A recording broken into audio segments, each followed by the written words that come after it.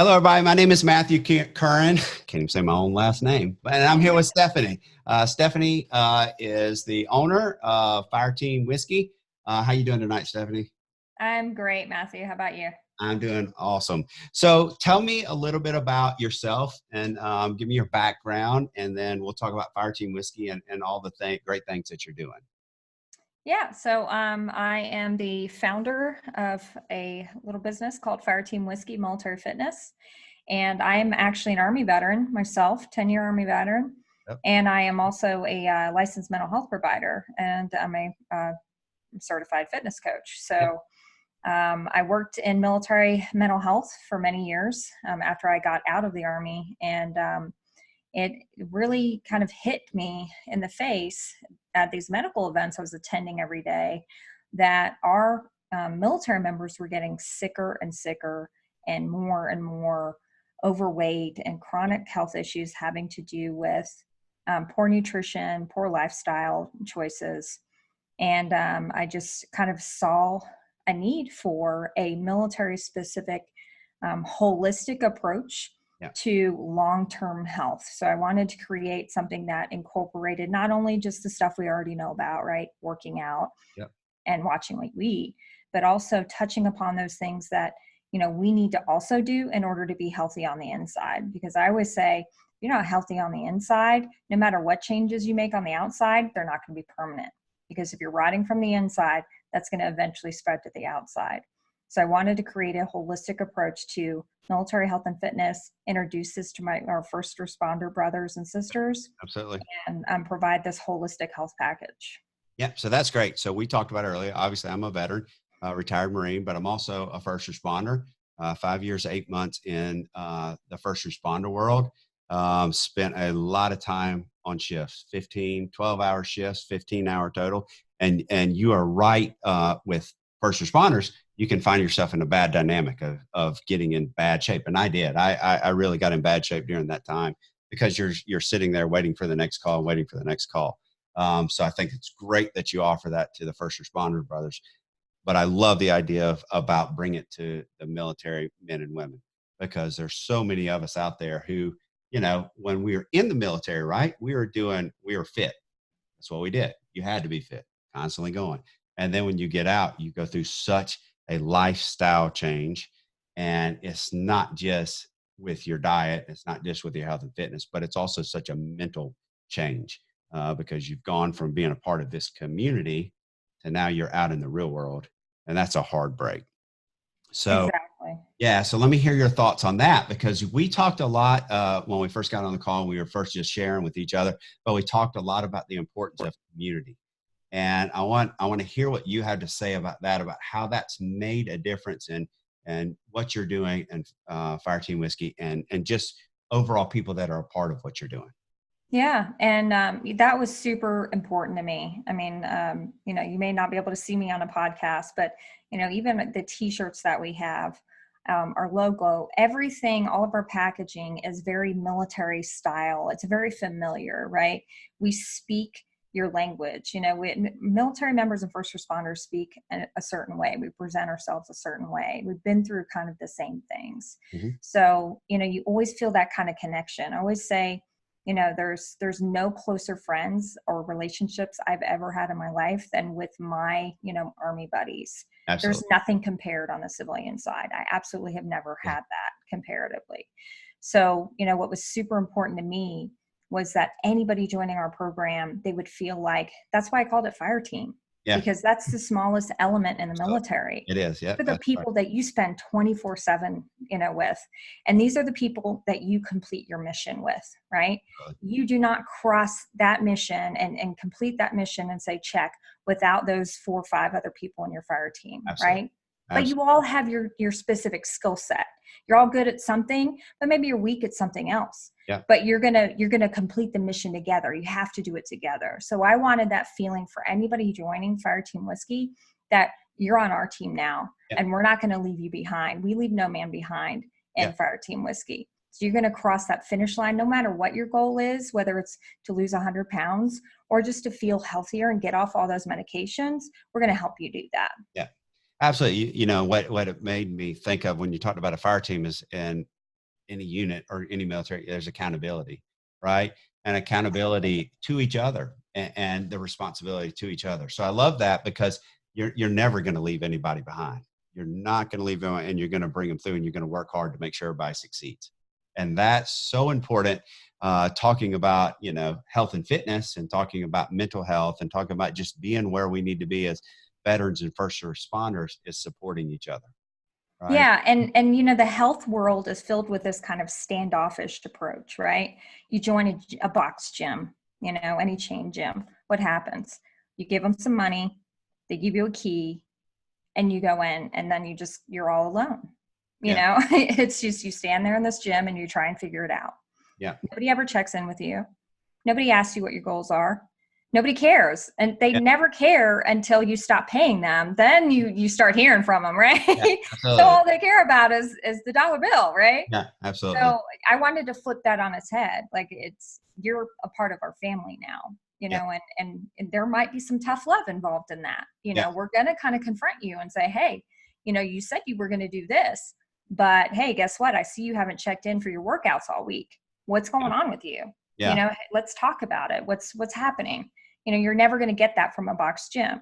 And that's what happens on a fire team. We say, hey man, you're kind of off today. Like, what's going on? You didn't, do this. You didn't, shoot that target right, like you normally do, and hey, what's going on, man? Sometimes it's a tough love, but sometimes that's what we need to push ourselves and kind of get out of our own head and get moving forward on those goals. So what I love about what you're doing is that we both come from a mental health counseling background. So we both, really believe in that part. It's more like one of the things you said to me at the beginning is it's more than just working out, right? It's more than just we can throw weights around, we can do our cardio, but being healthy is more than just working out. And so you're alluding to that now. So talk a little bit about that, about the holistic approach that Fire Team Whiskey takes.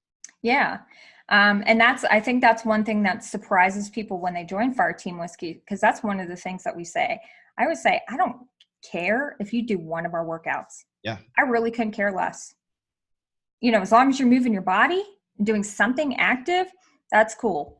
Yeah. You don't have to do burpees. You don't have to do push-ups. You don't have to do pull-ups, all the things that I love to do. If you hate those, you don't want to do them, fine. We're going to find something else that you enjoy doing that gets you moving, right? It's not rocket science. We all know we're supposed to move our bodies every day. We're supposed to sweat, right? We're supposed to exert ourselves. That's not rocket science. We're not doing anything special with our workouts. But it's all comes down to what's going on in your head. Yeah. Right? That's what it's all about. What a person who succeeds in their fitness and health goals and a person who fails at their health and fitness goals has only just one difference: the ability to move forward with their goals, to not give up. That's what it comes down to. That's right. So if we're not working on what's going on in between your ears, I mean, you're just throwing your money away. You might as well just toss it down the toilet.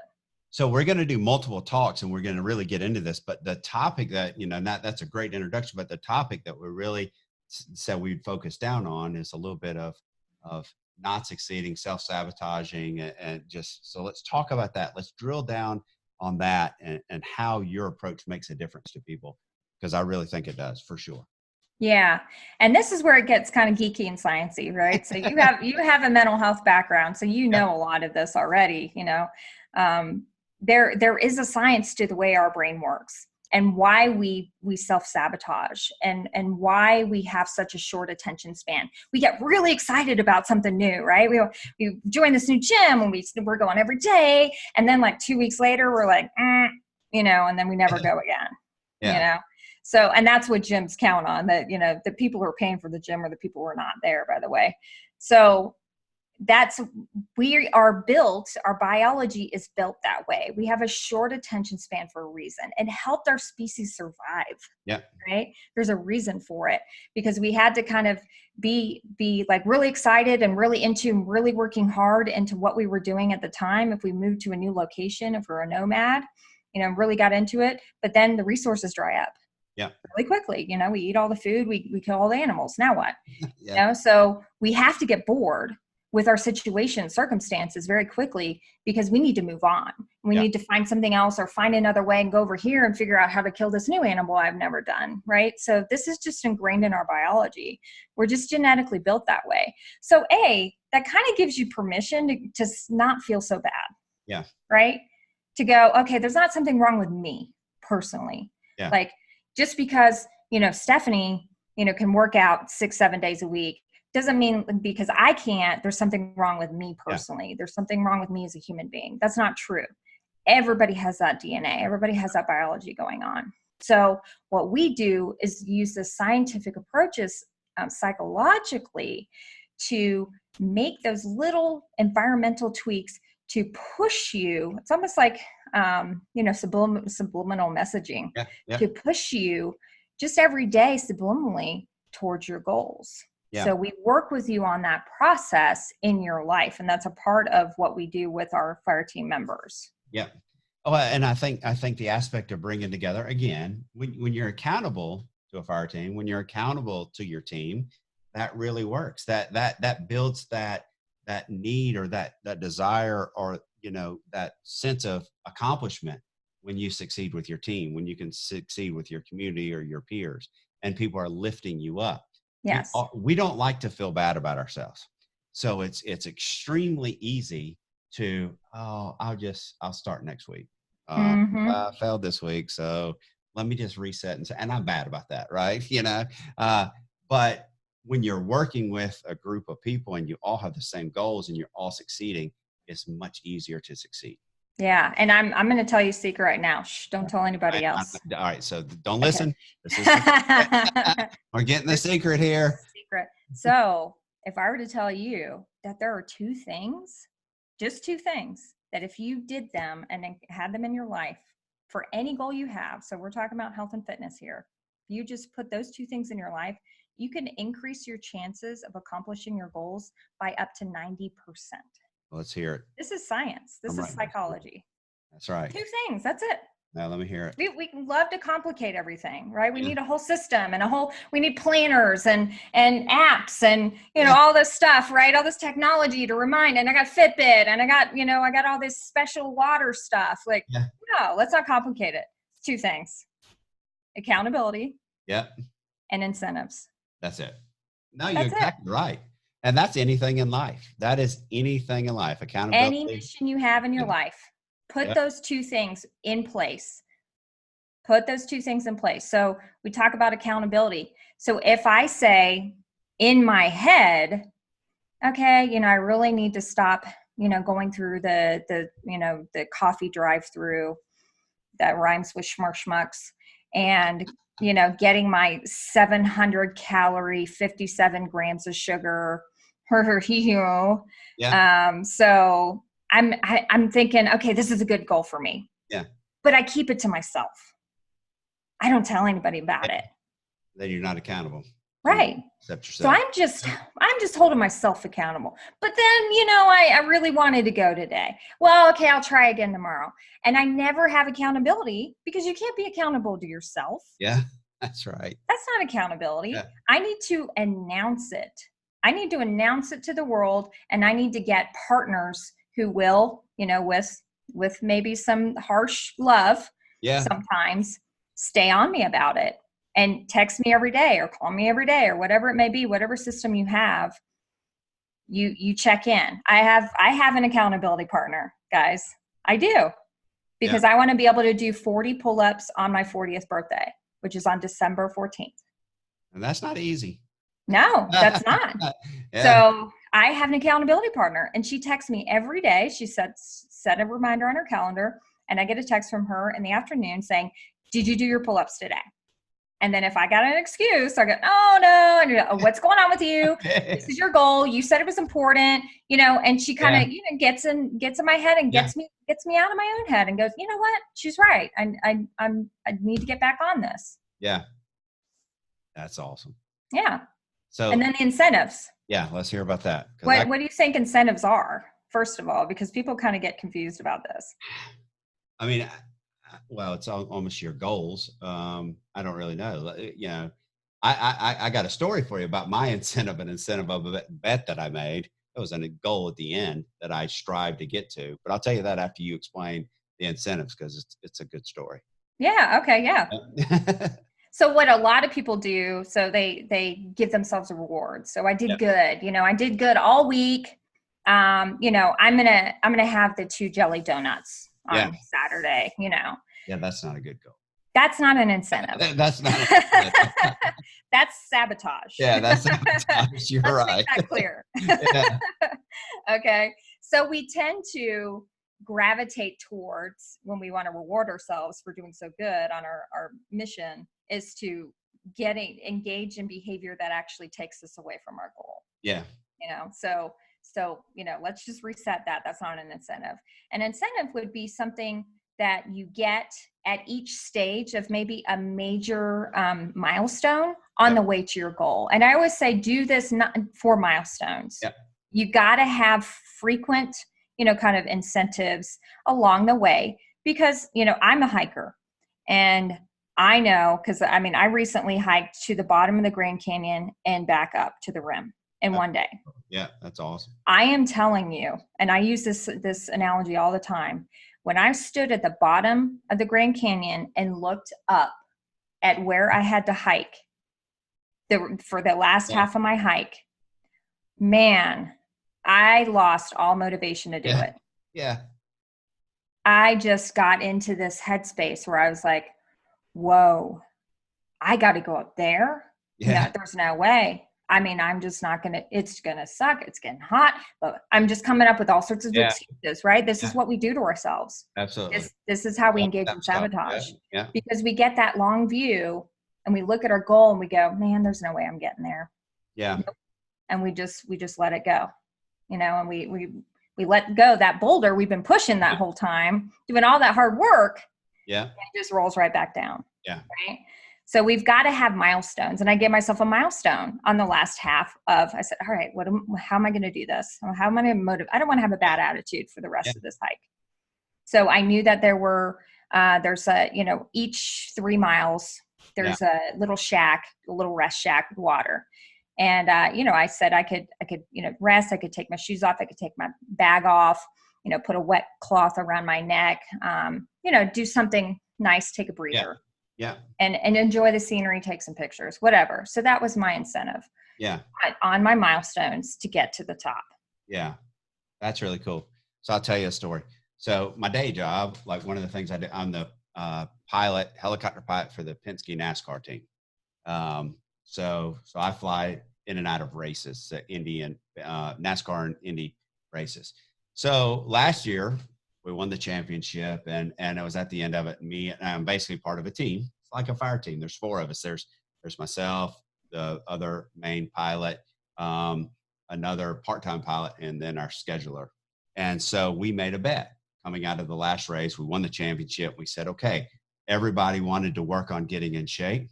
So we set a bet, right? And goals, and we all wanted to do it. So, well, first we all set this goal and we set a date. So we had an end date in mind.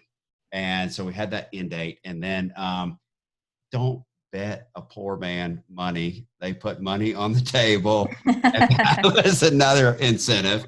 And I know one person will listen to this video. I destroyed everybody in this bet, and because I had an incentive. I had goals and I had an incentive.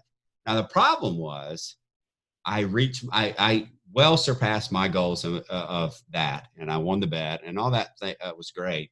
But that was the end. I didn't set other goals and any incentives. So I just kind of slid back into just working, And so now I'm back to other goals, other incentives, So I 100% agree with you. Totally. That if you have those goals, you set the incentives, you set, things that you can strive for, that you can stay in line and succeed. Yeah. And one of the ways that we do this with Fire Team Whiskey members is we do like 30-day challenges, basically. Most of the time it's 30 days. Some are longer, some are shorter. And, we do a weekly challenge. So it may not have anything to do with what the 30-day challenge is, but it's just giving you some sort of incentive to do something healthy that week. Yeah. whether it be, post a picture of your meal prep for Yeah. that week, or, post a picture of a healthy thing that you ate this week. And we just like do little mini prizes, and it's not a big deal. It's nothing huge, but it's just something that kind of motivates you a little bit more. It motivates me, certainly. I'm like, hey, that's cool.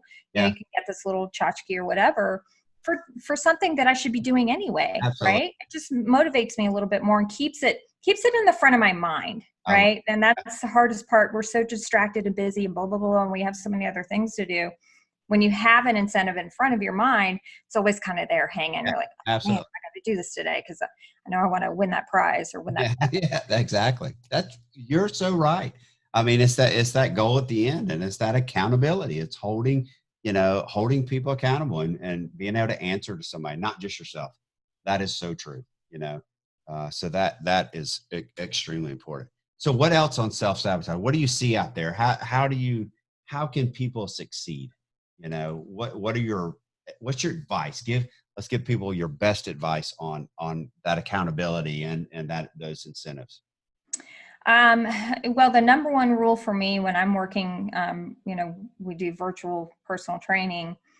One of the first topics I speak to my clients on is you need to really reevaluate your expectations, your standards, right? A lot of us have this idea in our head, this picture of what fit looks like or healthy looks like for us. And sometimes that's not realistic.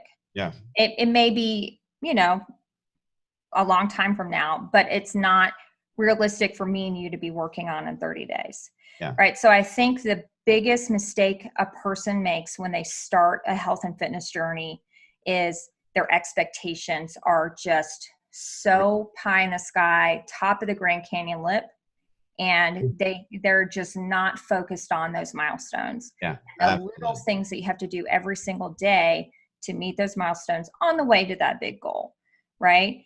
And one of the number one things I tell my clients to do is throw out the scale. Yes, absolutely, because that's the biggest enemy you have. Yes. Yeah. It is. It really is the devil. It is. It constantly speaks negatively to you, right? Yeah. So, and in the religious world, that is the devil, right? It's just constantly negatively speaking to you. No matter what it says, you're going to be able to find something negative about that. Yeah. Right. So just throw it out. It's not helpful. Yeah. And forget about that number you have in your head. And I always use me as an example, and we have plenty of examples of this in our program who've done our program. When I was the lowest weight I've ever been as an adult, I was the sickest I've ever been in my life. Yeah. I was literally suicidal. Yeah. So don't tell me that a number means health. Yeah. Because that number, I mean, I'm sure any woman would envy. I would gladly give it up. Yeah. And I've never tried to pursue that number. Yeah. Never. Because I don't ever want to feel like that again. Yeah. Right. So, I'm focused on health. Yeah. I don't care what that number means for you. And we just need to let that go. So just kind of talking about those expectations and really what health means for you. What does health mean for you? Well, how do you define that? Really think about that. Write it down. Yeah. Put it up on your refrigerator or on your mirror every morning. I list out the things that I'm grateful for and the things that I'm working on every day when I'm planning my day. And those are the things that I focus on. What makes me healthy inside and out? Spending time with my family, not using the busy excuse. Yeah. Not having my face in my screen all the time, checking emails and being busy, right? That makes me healthy inside emotionally. Yeah, and that's what I need for my health. So it's different for everybody, so we need to focus on those things. Yeah.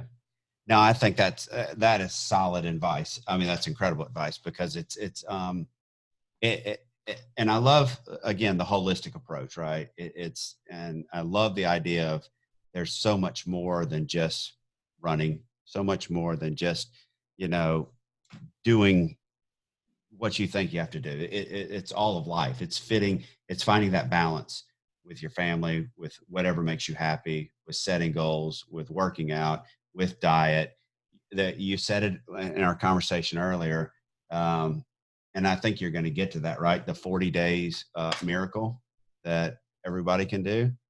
There's no 40-day miracle, right? Exactly. Yeah. Yeah. 40 pounds in 40 days. Yeah. Money back, guaranteed. Yeah. Yeah. So that's not happening. And No. so your approach is perfect. And I love it. And so, all right, so we'll wrap this one up. There's going to be more. So I've talked to Stephanie. I've strong armed her, Marine to Army, said, hey, that we can't just do this in one interview. So we're going to do more. So we talked a little bit about self-sabotaging. We've talked a little bit about the holistic approach and throwing out your scale. That's important. So let's end with this. What's the one piece of advice that you could give the people that listen to this what's the most actionable thing that they can get started? They can really get their life really going, and they can, reconvene it and get going when it comes to health and fitness and overall, health and fitness. And yeah. Yeah. I think the action item, if you've listened to this podcast today, action item absolutely right now, and I'm a big Mel Robbins fan. She's all about the 5-second rule, right? There is no reason right now, 5 seconds after this video stops, or you stop listening to this podcast, that you cannot write down one goal and contact, let's say, 3 people in your life and ask them to hold you accountable to that one goal. Yep. I don't care how small it is.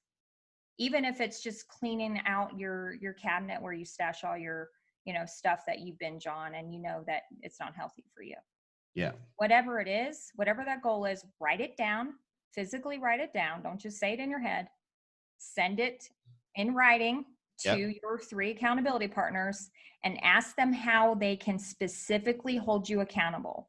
So be specific. Don't just say, hey, check in with me on this goal. Yeah. Say, hey, at 6 p.m. every day, can you set your alarm and text me and say, hey, how'd it go with that goal? Did you do that yet? Yeah. That's perfect. That's your action item. Okay, perfect. So I'm going to put this all in, in the write-up and in the experience and in the lessons learned. And so that is perfect. So do it. Do what Stephanie's talking about. If you're trying to make a change and you want to, hold yourself accountable, and that's what you got to do. You got to hold yourself accountable. So I think that's wonderful. Stephanie, I truly appreciate it. I really believe in what you're doing. I love what you're doing. I think you're making such a difference in, military men and women and veterans' lives, as well as first responders.